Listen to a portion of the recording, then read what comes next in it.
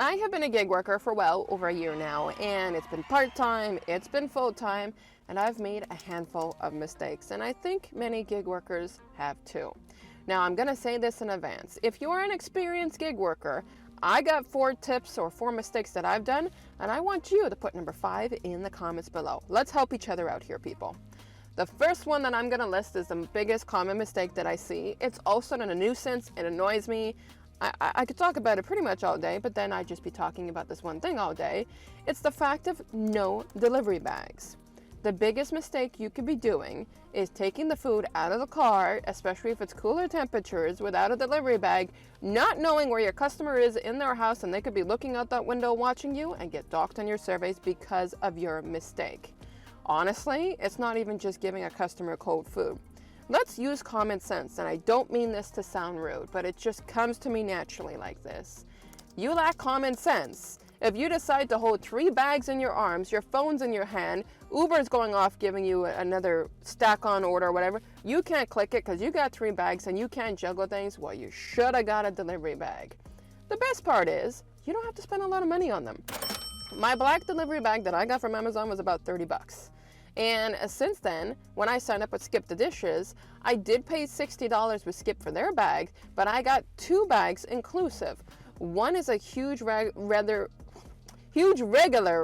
delivery bag, and it has compartments that stay together. So if I have a drink tray, I can slip it in, my compartments don't move.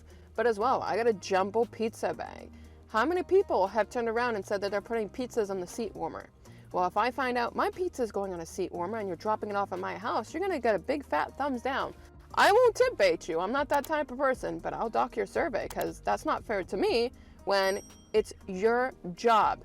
Again, if you haven't seen my tax video, you can claim back in taxes your delivery bag. So go pay it now, keep your receipts, and help yourself out so you don't make the same mistake I did. Now, the next mistake that I have made numerous times is because I kind of like to get to people before they get to me first, because as much as I'm an expressive person, people can be very expressive too, and it's not always nice. Messaging your clients. If you're choosing not to message your client because you're scared, but you're sitting in that restaurant for 20 minutes because it's a really good order, chances are you're already going to piss off your customer.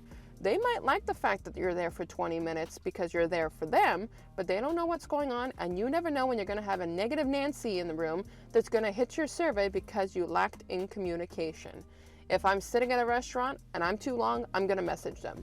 A lot of people decide, hey, I'm going to cancel the order. Well, if I'm getting a well-paid order, I'm not going to cancel it. I'm just going to let you know what's up. I am waiting here. Hold up. I'll get there, and then I'll be on my way. But if you're lacking that communication, there is a communication tab in pretty much every single one of these surveys, and you're gonna get docked on it. And whose mistake would that be? I'm sorry, but it's gonna be yours. Let's avoid that mistake by start texting people. The only thing I don't do, and I think this would increase my tips, is what a lot of people say, is text them when I'm on the way. I don't do that yet. That's my own mistake, and I'm gonna start filling that void, but I definitely text them if things are going too long. My number 3 is gonna be buying an expensive car. I understand that electric, for example, saves you on gas. No denying that. I understand that sometimes we want to make things look prettier than they are. But if you are going to spend too much money on a car to make things look good, you're going to suffer the repercussions afterwards. Why? Because when it comes to gig work, you can blow a suspension, you can kill your brakes, you can pop a tire, you can get hit, you can hit somebody else. And expensive cars, no matter how pretty they are, they don't stand up to car accidents or any of that stuff. Do not make the mistake that many people are making of buying an expensive car, because the odds are, especially now in 2023, you're not going to get the turnaround money that you want unless you're in a really nice market. Don't buy an expensive car. The last one that I have on here before we drop to the comments and find out what more lovelies have to say about this is my last one, at least, is don't drive around all day long. I get countless messages and comments from people saying to me that they've been out all day, they're so tired, they're not making the money, and to be honest, no, you're not.